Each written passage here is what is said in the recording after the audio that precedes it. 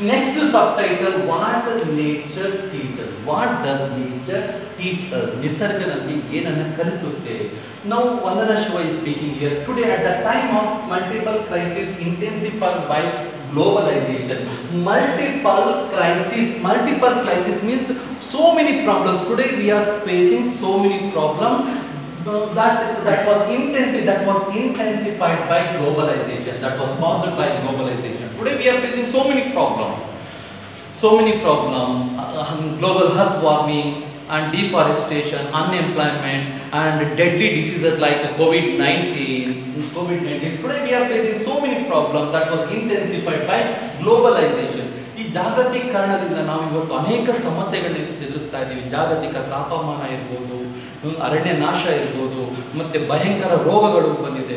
So the deadly disease COVID-19, ಈಗ COVID-19 corona ಕಾಯಿಲೆ ಕೇವಲ within 1 month that spread all over the world. ಒಂದೇ ತಿಂಗಳು ಇಡೀ ಜಗತ್ತಿನಾದ್ಯಂತ ಹರಡಿಸ್ತು ಅಂತ ಅನೇಕ ಸಮಸ್ಯೆಗಳಿಗೆ ಅದು ಏನು ಮುಖ್ಯ ಕಾರಣ ಅಂತಂದ್ರೆ ಗ್ಲೋಬಲೈಸೇಷನ್. ಜಾಗತೀಕರಣದಿಂದ ಅನೇಕ ಸಮಸ್ಯೆ ಇವತ್ತು ಜಗತ್ತು ಎದುರಿಸ್ತಾ ಇದೆ. We need to move away from the paradigm of nature as a dead matter. No, it's the right time to change.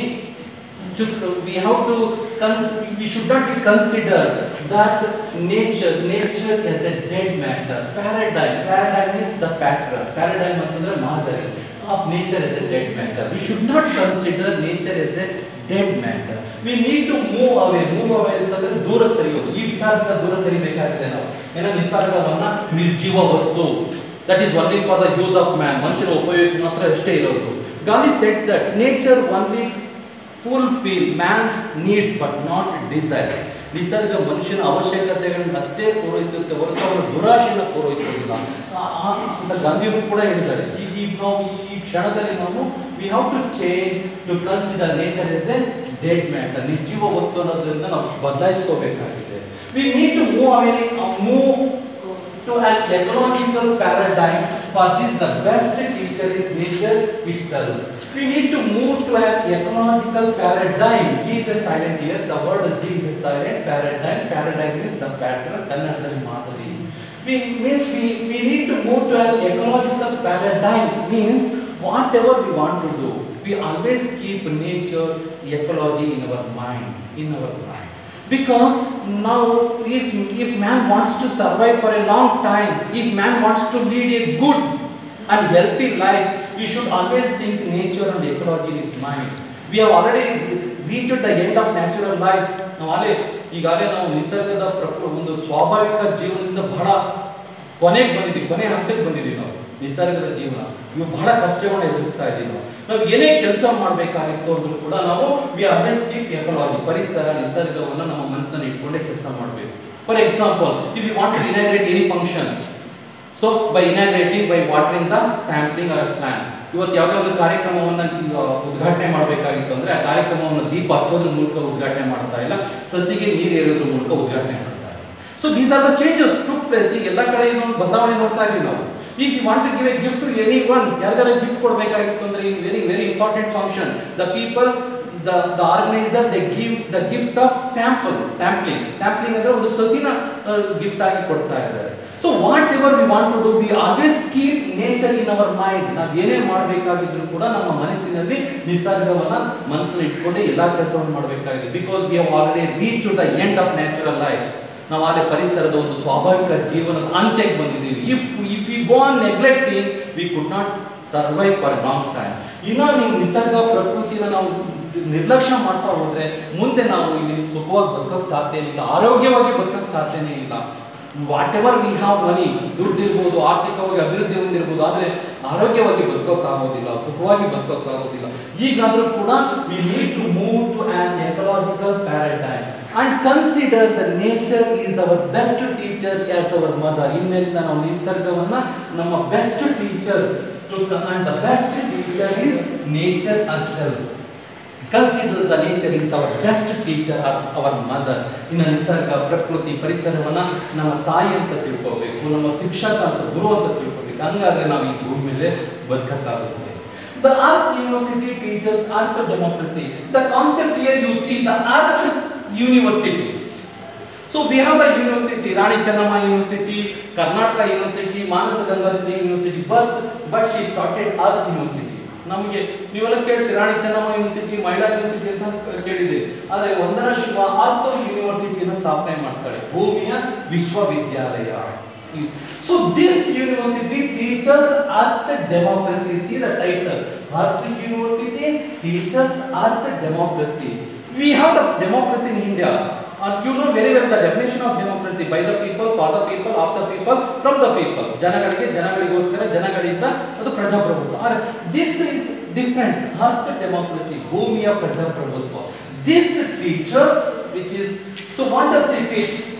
So which is the freedom for all the species to evolve within the web of life. This democracy gives freedom to all the species to evolve in the web of life. That gives freedom to all the species to evolve. Evolve ಅಂತಂದ್ರೆ ವಿಕಾಸ.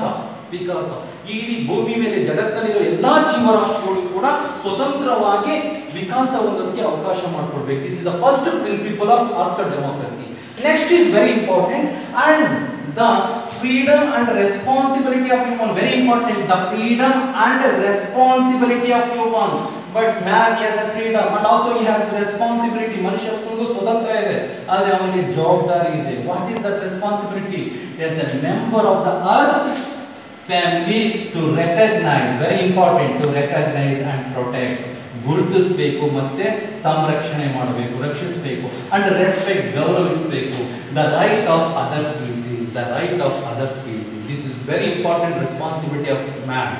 ಈ ಭೂಮಿ ಮೇಲೆ ಬದುಕ್ತಾ ಇರೋ ಮನುಷ್ಯನ ಬಹಳ ಮುಖ್ಯವಾದ ಜವಾಬ್ದಾರಿ ಅಂದರೆ ಬೇರೆ ಜೀವರಾಶಿಗಳನ್ನ ಗೌರವಿಸಬೇಕು, ರಕ್ಷಣೆ ಮಾಡಬೇಕು, ಅವನ ಜವಾಬ್ದಾರಿ. Because some of the animals they have already they become endangered species. ಕೆಲವು ಅವನತಿ ಬಂದ್ಬಿಟ್ಟಿದ್ದಾವೆ ಈ ಭೂಮಿ ಮೇಲೆ ಕೆಲವು ಜೀವರಾಶಿಗಳು ಮನುಷ್ಯನ ಒಂದು ಸ್ವಭಾವದಿಂದ. ಅದಕ್ಕೋಸ್ಕರ ಇನ್ನು ಮನುಷ್ಯ ಎಲ್ಲ ಜೀವರಾಶಿಗಳನ್ನು ಕೂಡ ಗೌರವಿಸಬೇಕು, ಸಂರಕ್ಷಿಸಬೇಕು. This is the one more principle of earth democracy. Next, earth democracy is the shift from anthropocentrism to ecocentrism. So every university, we go to every university, any school, the students study physics, chemistry, economics, social study. In all the subject, man is the center of the study. ನೀವು ಯಾವುದೇ ಯೂನಿವರ್ಸಿಟಿಗೆ ಹೋಗ್ರಿ, ಯಾವುದೇ ಕಾಲೇಜ್ಗೆ ಹೋಗ್ರಿ, ಅಲ್ಲಿ economics ಕಲಿತಾರೆ, history ಕಲಿತಾರೆ, physics ಕಲಿತಾರೆ, ಕೆಮಿಸ್ಟ್ರಿ ಕಲಿತಾರೆ. ಆ ಎಲ್ಲ ಸಬ್ಜೆಕ್ಟಿನ ಕೇಂದ್ರ ವಸ್ತು ಮ್ಯಾನ್. ಅದಕ್ಕೆ ಏನಂತ ಕರಿತೀವಿ? Anthropocentrism. Man is the centre of the study. Man is the centre of the study. ಎಲ್ಲ ಅಭ್ಯಾಸದ ಕೇಂದ್ರ.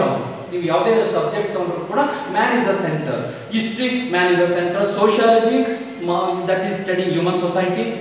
Physics, that is studying physics which are made man's material to very easy. ಮನುಷ್ಯನ ಉಪಯೋಗಿಸುವ ವಸ್ತುಗಳನ್ನ ಸರಳಗೊಳಿಸೋದಕ್ಕೋಸ್ಕರ ಫಿಸಿಕ್ಸ್ ನ ಯೂಸ್ ಮಾಡ್ತಾನೆ. So man is the center of all the studies, but the earth democracy is changed anthropocentrism to ecocentrism. In Earth University, ecocentrism is ecology is the center of all the studies. ಅಲ್ಲಿ earth ಯೂನಿವರ್ಸಿಟಿಯಲ್ಲಿ ಎಲ್ಲಾ ವಿಷಯಗಳ ಮೂಲ ಕೇಂದ್ರ ಪರಿಸರ, ecology. ಮನುಷ್ಯ ಅಲ್ಲ, ecology. So other subject they are studying about the economic point of view and human development. ಬೇರೆ ಆಂಥ್ರೋಸೆಂಟ್ರಿಸಮ್ ಅಲ್ಲಿ ಎಲ್ಲ ಆರ್ಥಿಕ ದೃಷ್ಟಿಯಿಂದ ಮನುಷ್ಯನ ಅಭಿವೃದ್ಧಿ ಬಗ್ಗೆ ಅಷ್ಟೇ ವಿಚಾರ ಮಾಡುತ್ತೆ. ಆದರೆ ಇದು ನಿಸರ್ಗದ ಪರಿಸರದ ಬಗ್ಗೆ ವಿಚಾರ ಮಾಡ್ತಾ ಹೋಗುತ್ತೆ, ecocentrism. Next, and since we all depend on the earth democracy translated the human right to food and water to freedom from hunger and thirst. So there is a right to food and water. Whenever we say right, there is a fighting. ನಾವು ಯಾವಾಗ ಹಕ್ಕು, ಆಹಾರದ ಮತ್ತು ನೀರಿನ ಹಕ್ಕು ಅಂದ ತಕ್ಷಣ ಯುದ್ಧ ಸ್ಟಾರ್ಟ್ ಆಗುತ್ತೆ, ಜಗಳ ಸ್ಟಾರ್ಟ್ ಆಗುತ್ತೆ. This earth democracy changed the human right to food and water to freedom from hunger and thirst. ಇವರು ಬದಲಾಯಿಸ್ತಾ ಇದ್ದಾರೆ. ಆಹಾರದ ಹಕ್ಕನ್ನಂಗಿಲ್ಲ, ಮುಕ್ತಿ. ಸೊ ಹಸಿವಿನ ಮುಕ್ತಿ, ಬಾಯಾರಿಕೆಯ ಮುಕ್ತಿ ಅಂತ ಯೂಸ್ ಮಾಡ್ತಾರೆ. ಹಕ್ಕು ಅಂತಂದ್ರೆ ಅಲ್ಲಿ ಮತ್ತೆ ಜಗಳ ಸ್ಟಾರ್ಟ್ ಆಗುತ್ತೆ, ಯುದ್ಧ ಸ್ಟಾರ್ಟ್ ಆಗುತ್ತೆ. This is the idea of Earth University was founded by Vandana Shiva in Navadanya farm. Next, because the Earth University is located at Navadanya, this Earth University is located at Navadanya. Navadanya is a biodiversity farm. Navadanya is a biodiversity farm, means the biodiversity cultivational farm. Participated, learn to work with living seeds, living soil and the web of life. Participate include farmers, school children and people from across the world. So participant, volunteers, they learned, they worked with living seeds and living soil. ಜೀವಂತ ಕಾಡುಗಳ ಜೊತೆಗೆ ಜೊತೆಗೆ ಜೀವಂತ ಮಣ್ಣಿನ ಜೊತೆಗೆ ಕೆಲಸ ಮಾಡ್ತಾರೆ. ಅಲ್ಲಿ ಕಲಿಯಕ್ಕೆ ಬಂದಿರೋ ರೈತರು ಬಂದಿದ್ದಾರೆ, ಫಾರ್ಮರ್ಸ್, ಸ್ಕೂಲ್ ಚಿಲ್ಡ್ರನ್ ಬರ್ತಾರೆ, ಮತ್ತು people from across the world, ಜಗತ್ತಿನಾದ್ಯಂತ ಜನಗಳು ಬರ್ತಾ ಇದ್ದಾರೆ. They study earth university to know the value of biodiversity. Next, two are the most popular courses in Art University. So in our college, in our university, the most important courses are the science course, commerce, arts something. There is something different course. The A to Z organic farming and agroecology. This is the most important courses. Who got admission in Art University? Art University says that our idana study ಮಾಡಬೇಕಾಗುತ್ತೆ. A to Z organic farming and agroecology and Gandhi and globalization. Next subject is Gandhi and globalization. The student wanted to study that, the second subject. These are the most important popular courses in Earth democracy. Next, start. So the next subtitle is the poetry of the forest. This poetry is very beautiful. The poetry of the forest. The Art University is inspired by Rabindranath Tagore. So Vandana Shiva, she started Art University. The idea of Art University is inspired by Rabindranath Tagore, India's national poet and Nobel Prize laureate. ಈ ಒಂದು art university ವಿಚಾರ ಅನ್ನೋದು ರವೀಂದ್ರನಾಥ್ ಠಾಗೂರಿಂದ ಸ್ಫೂರ್ತಿನ ಪಡೆದು ವಂದನಾ ಶಿವ ಸ್ಥಾಪನೆ ಮಾಡ್ತಾಳೆ. ರವೀಂದ್ರನಾಥ್ ಠಾಗೂರ್ ಬಗ್ಗೆ ನಿಮ್ಗೆ ಎಲ್ಲರೂ ಗೊತ್ತು, ರಾಷ್ಟ್ರೀಯ ಕವಿ ಮತ್ತು ನೋಬೆಲ್ ಪ್ರೈಸಿನ ಪಡೆದಂತ ಸಾಹಿತಿ ಒಬ್ಬರು, ಲ್ಯೂರೆಟ್ ಅವರು. Tagore started a learning center in Shantiniketan in West Bengal, India, as a forest school. You know very well, Rabindranath Tagore started in Shantiniketan. This Shantiniketan is called as a forest school. Forest school means most of the classes take under the trees. ಅದು ಶಾಂತಿನಿಕೇತನದಲ್ಲಿ ಎಲ್ಲಾ ಕ್ಲಾಸ್ಗಳು ಕೂಡ ಮರದ ಕೆಳಗಡೆ ತಗೊಳ್ತಾರೆ. ಅದಕ್ಕೆ ಅದನ್ನ forest school ಅಂತ ಕರೀತೀವತ್ತು. Both to take inspiration from nature to create an Indian cultural renaissance. The school became university. Shantiniketan became university in 1921, growing into one of India's most famous center of learning. Today it is become the very famous India's most famous center of learning. ಇವತ್ತು ಭಾರತದಲ್ಲಿ ಬಹಳ ಮುಖ್ಯವಾದ ಕಲಿಕೆಯ ಕೇಂದ್ರವಾಗಿದೆ ಶಾಂತಿನಿಕೇತನ ಅನ್ನೋದು. Next, today just as in Tagore times, we need to turn to nature and forest for lessening freedom. So this is opinion of Vandana Shiva. As in Tagore's time, once again we need to turn to nature and forest to learn a lesson in freedom. ಮತ್ತೆ ನಾವು ಏನು ಗೊಂದಲ ಇಲ್ಲದೆ ಯಾವುದೇ ರೀತಿಯಾದ produce ಇಲ್ಲದೆ ನಾವು ಕಲಿಬೇಕಾಗಿತ್ತು ಅಂದ್ರೆ ಮತ್ತೊಂದ್ಸರಿ ನಾವು ನಿಸರ್ಗದ ಕಡೆಗೆ ಹಿಂತಿರುಗಬೇಕಾಗಿದೆ ಅಂತ ವಂದನಾ ಶಿವ ಹೇಳ್ತಾರೆ. So in his essay Tapavan, very important, this essay was written by Rabindranath Tagore. In this essay, Rabindranath Tagore explained. Rabindranath Tagore writes, India's civilization has been distant. Indian civilization has been distinctive in locating its source of regeneration, material and intellectual in the forest, not the cities. In this essay, Rabindranath Tagore has explained Indian civilizations, Indians' material and intellectual ideas. They were originated. They took birth. They were originated. ಅವು ಜನ್ಮ ತಾಳಿದ್ದು, ಅವು ಜೀವಂತ ತಾಳಿದ್ದು in the forest, not in the city. ನಗರದಲ್ಲಿ, ಕಾಡಿನಲ್ಲಿ ಹೊರತು ನಗರದಲ್ಲ, not in the city. ಭಾರತದ ನಾಗರಿಕತೆ, ಭಾರತದ ಸಂಸ್ಕೃತಿ, ಭಾರತದ ಬೌದ್ಧಿಕ ವಿಕಾಸ,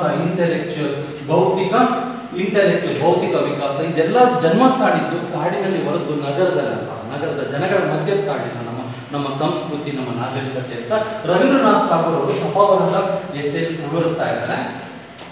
The culture of the forest, intellectual, where the man, in the India's best ideas have come where the man was in communion with the trees and river and lakes, away from the crowds.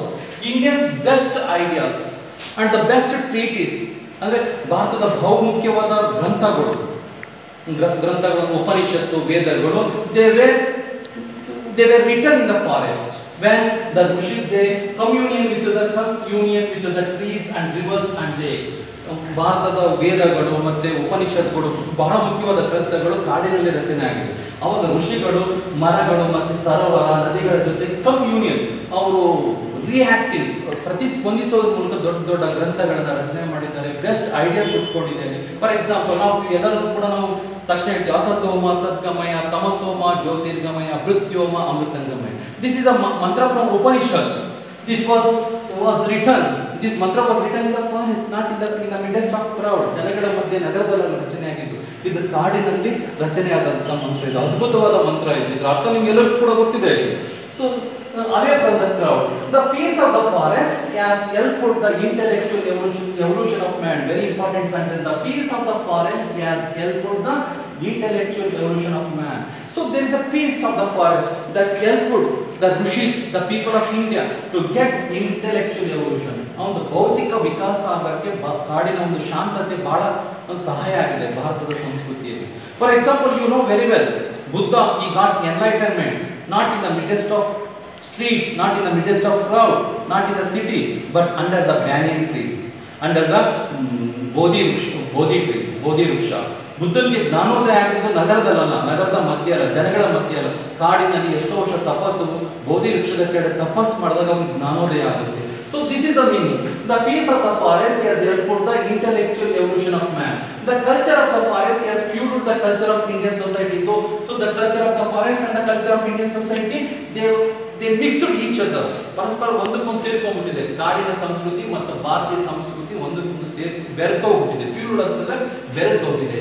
The culture of the forest has fueled the culture of Indian society. The culture that has arisen from the forest has been influenced by the diverse process of renewal of life, which are always at play in the forest. So the culture of the forest, we find a diversity, so many diversity. For so many influenced by the diverse process of renewal of life, which are always play in the forest, varying from species. There are, in everything there is a diversity. So there are different kinds of animals are living in forest. ಕಾಡಲ್ಲಿ ವಿಭಿನ್ನವಾದ ಪ್ರಾಣಿಗಳು ವಾಸ ಮಾಡ್ತಾ ಇದ್ದಾವೆ. Species to species, season to season, that looks different. ಪ್ರತಿ season ಅಲ್ಲೂ ಕೂಡ ಕಾಡು ಬೇರೆ ಬೇರೆ ರೀತಿಯ ಕಾಣುತ್ತೆ. Sight and sound and different sounds, different trees, different birds, different animals. In everything there is a diversity. ವಿಭಿನ್ನತೆ ಇದೆ ಎಲ್ಲ ಕಡೆ ಕಾಡಲ್ಲಿ. The unifying principle of life in diversity means unity. There is a unity in diversity. ವಿಭಿನ್ನತೆಯಲ್ಲಿ ಏಕತೆ ಇದೆ ಕಾಡಲ್ಲಿ. The democratic pluralism thus became the principle of Indian civilization. Today Indian civilization, we find a diversity in speaking language all over India. There's a different kinds of language, different kinds of culture, different kinds of caste and religion. Even though the peoples are living together, that culture came from the forest. ಇವತ್ತು ನಾವೆಲ್ಲರೂ ಒಟ್ಟಾಗಿ ಬದುಕ್ತಾ ಇದ್ದೀವಿ. ವಿಭಿನ್ನತೆ, ಪ್ರತಿ ಜಾತಿ ಧರ್ಮ ಎಲ್ಲದರಲ್ಲೂ ಬೇರೆ ಬೇರೆ ಇದ್ದೀವಿ. ಅದು ಯಾಕೆ ಬದುಕ್ತಾ ಇದ್ದೀವಿ? ನಮ್ಮ ಸಂಸ್ಕೃತಿ ಹುಟ್ಟಿದ್ದು ಕಾಡಿನ ಒಂದು ಸಂಸ್ಕೃತಿಯ ಪ್ರಭಾವದಿಂದ ಅಂತ ರವೀಂದ್ರನಾಥ್ ಠಾಗೂರ್ ಅವರು ಹೇಳ್ತಾ ಇದ್ದಾರೆ. In Tagore's writing, the forest was so in this unity in diversity, that is the basis for both ecology, sustainability and democracy. So ecological sustainability and democratic sustainability, we definitely need unity in diversity. ಪ್ರಜಾಪ್ರಭುತ್ವ ಉಳಿಬೇಕಾಗಿತ್ತು ಅಂದ್ರೆ ಮತ್ತು ನಿಸರ್ಗ ಉಳಿಬೇಕಾಗಿತ್ತು ಅಂದ್ರೆ ನಾವು ಇದನ್ನು ಅನುಸರಿಸಬೇಕು. ವಿಭಿನ್ನತೆಯಲ್ಲಿ ಏಕತೆ. The unity in diversity. Diversity without unity becomes the source of conflict and contest. If there is a different kinds but there is a no unity, then there is a conflict, then there is a contest, then there is a fighting. ವಿಭಿನ್ನತೆ ಇದೆ, ಬಹಳ ಬೇರೆ ಬೇರೆ ಜಾತಿಯ ಜನಗಳಿದ್ದಾರೆ, ಆದರೆ ಏಕತೆ ಇಲ್ಲ. ಅವಾಗ ಏನಾಗುತ್ತೆ? ಜಗಳ ಸ್ಟಾರ್ಟ್ ಆಗುತ್ತೆ, ಯುದ್ಧ ಸ್ಟಾರ್ಟ್ ಆಗುತ್ತೆ, conflict and content. Unity without diversity. ಕೆಲವು ದೇಶದಲ್ಲಿ ಒಂದೇ ಧರ್ಮದವರು ಇದ್ದಾರೆ, ದೇರ್ ಇಸ್ ನೋ ಡೈವರ್ಸಿಟಿ, ವಿಭಿನ್ನತೆ ಇಲ್ಲ. Become the ground for external control. That gives a birth to the dictatorship. ಅಲ್ಲೊಬ್ಬ ಸರ್ವಾಧಿಕಾರಿ ಹೋಗ್ತಾನೆ, external control. This is a true of both nature and culture. The forest is a unity in its diversity. In a forest we can find unity in diversity. We are united with nature through our relationship with the forest. Today we are united with the nature through our relationship to the forest. So we have in India we have the unity in diversity. That culture came from the forest. ಆ ಒಂದು ಸಂಸ್ಕೃತಿ ನಮಗೆ ಇವತ್ತು ಬಂದಿರೋದು ಕಾಡಿನ ಸಂಸ್ಕೃತಿಯಿಂದ ಪ್ರಭಾವಕ್ಕೊಳಗಾಗಿರೋದ್ರಿಂದ ನಾವು ಕೂಡ ಇವತ್ತು ಒಗ್ಗಟ್ಟಾಗಿ ಭಾರತದಲ್ಲಿ ಬದುಕ್ತಾ ಇದ್ದೀವಿ ನಾವು. Tagore's writing, the forest was not just a source of knowledge and freedom, it was a source of beauty and joy. So forest is not just a source of knowledge and freedom. ಕೇವಲ ಕಾಡು ಅನ್ನೋದು ಜ್ಞಾನ ಅಷ್ಟೇ ಸ್ವತಂತ್ರದ ಒಂದು ಮೂಲ ಅಲ್ಲ. ಅಲ್ಲಿ it was the source of beauty. ಸೌಂದರ್ಯ ನೋಡ್ತೀವಿ, ಸಂತೋಷ ನೋಡ್ತೀವಿ, ಹಾರ್ಟ್, ಕಲೆ, ಎಸ್ಥೆಟಿಕ್, ಸೌಂದರ್ಯವನ್ನು ನೋಡ್ತೀವಿ, ಹಾರ್ಮೋನಿ, ಸಹಬಾಳ್ವ, ಪರ್ಫೆಕ್ಷನ್, ಪರಿಪೂರ್ಣತೆಯನ್ನು ನೋಡ್ತೀವಿ ನಾವು. So we can find so many things in forest. It symbolizes the universe.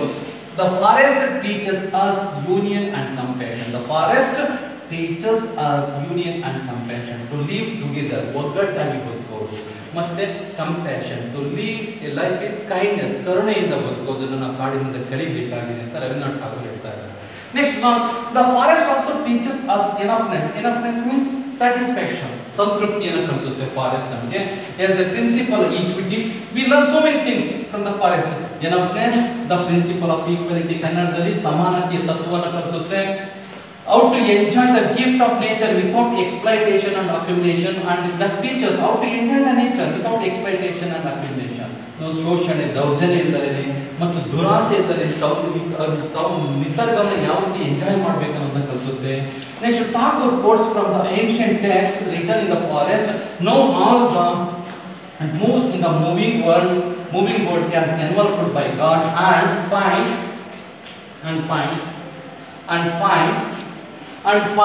enjoyment through renunciation. Renunciation means to control our mind.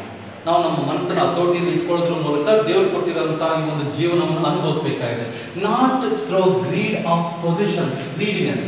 So I want everything, I want money, I want everything. We should not have that kind of feeling. ಆ ರೀತಿ ಸ್ವಭಾವ ಹೊಂದಾಗಿಲ್ಲ ನಾವು.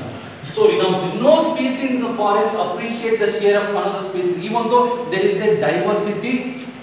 No species in the forest appreciate the share of another species. Means the lion that never share its privacy with elephant. ಹಂಗಂತ ಅಂದ್ಬಿಟ್ಟು ಕಾಡಲ್ಲಿ ಸಿಂಹ, ಆನೆ ಒಂದೇ ಕಡೆ ವಾಸ ಮಾಡೋದಿಲ್ಲ ಹಂಗಂತ ಅಂದ್ಬಿಟ್ಟು. But even though every species sustain itself in cooperation with others, but they lead a life with cooperation. The end of consumerism and accumulation is the beginning of joy of living. If we want to enjoy our living, we should end up our consumerism. Consumerism means buying unnecessary. ಕೊಳ್ಳಬೇಕಂತ ಅಂತ ಕರಿತೀವಿ consumer. ಅಂದರೆ ಹೋಗೋದು, super ಬಜಾರ್ಗೆ ಹೋಗೋದು, ಏನು ಬೇಕೋ ಸುಮ್ಮನೆ ಬಟ್ಟೆಗಳನ್ನ ಖರೀದಿ ಮಾಡೋದು, ವಸ್ತುಗಳನ್ನ ಖರೀದಿ ಮಾಡೋದು, unnecessary we are purchasing the things. So that is end of accumulation. We are collecting economy, especially finance, behind our limitation. ನಾವು ಆರ್ಥಿಕವಾಗಿ ನಮ್ಮ ಮಕ್ಕಳು, ಮೊಮ್ಮಕ್ಕಳು, ಮರಿ ಮೊಮ್ಮಕ್ಕಳಿಗೋಸ್ಕರ ಹಣವನ್ನು ಸಂಪಾದನೆ ಮಾಡ್ತೀವಿ, ಆಸ್ತಿಯನ್ನು ಸಂಪಾದನೆ ಮಾಡ್ತಾ ಇದ್ದೀವಿ. ಅಷ್ಟು ದುರಾಸೆಯನ್ನು ಬಿಡಬೇಕಾಗಿದೆ. Is the beginning of joy of living. The conflict between greed and compassion, conquest and cooperation, violence and harmony that Tagore wrote about continues today. What Rabindranath Tagore has wrote today, we still continue to end consumerism and accumulation. And it is the forest that can show us the way behind this conflict. Today we are facing so many problems. Once if you turn back to the nature of a forest, we can find the solution to the conflict. Conflict ಅಂದ್ರೆ ಗೊಂದಲ, ಸಮಸ್ಯೆ. ಈ ಸಮಸ್ಯೆಯಿಂದ ಆಚೆ ಬರಬೇಕಾಗಿ ಇವತ್ತು ಬಹಳ ಸಮಸ್ಯೆಗಳು ಎದುರಿಸ್ತಾ ಇದ್ದೀವಿ. ನಾವು ಇನ್ನೊಂದ್ಸರಿ ಕಾಡು ಮತ್ತು ಪರಿಸರ, ನಿಸರ್ಗದ ಹಿಂತಿರುಗಿ ನೋಡಿದ್ರೆ ಈ ಎಲ್ಲ ಸಮಸ್ಯೆಗೂ ಕೂಡ ಪರಿಹಾರ ಸಿಗುತ್ತೆ ಅಂತ ವಂದನ ಶಿವ ಹೇಳ್ತಾ ಇದ್ದಾರೆ. This is the end of chapter. Everything I need to know I learned in the forest. My dear student, I have already sent a notes. ನಿಮ್ಮ ವಾಟ್ಸಪ್ ಗ್ರೂಪಿಗೆ ನಾನು ಆಲ್ರೆಡಿ ನೋಟ್ಸ್ ಸೆಂಡ್ ಮಾಡಿದ್ದೀನಿ. ಅದನ್ನ ಬರ್ಕೊಂಡ್ರೆ ನೀವು ಯಾವ್ಯಾವ ಚಾಪ್ಟರ್ ನೋಟ್ಸ್ ಕಳಿಸ್ತಾ ಇದ್ದೀನಲ್ಲ ಅವು ಬರ್ಕೊಂಡು ಕಾಲೇಜಿಗೆ ಬಂದಾಗ ಅದನ್ನ ಸೈನ್ ತೊಗೊಂಡು ಹೋಗಿ ನಿಮ್ಮ ಕಾಲೇಜಿಗೆ. Thank you very much.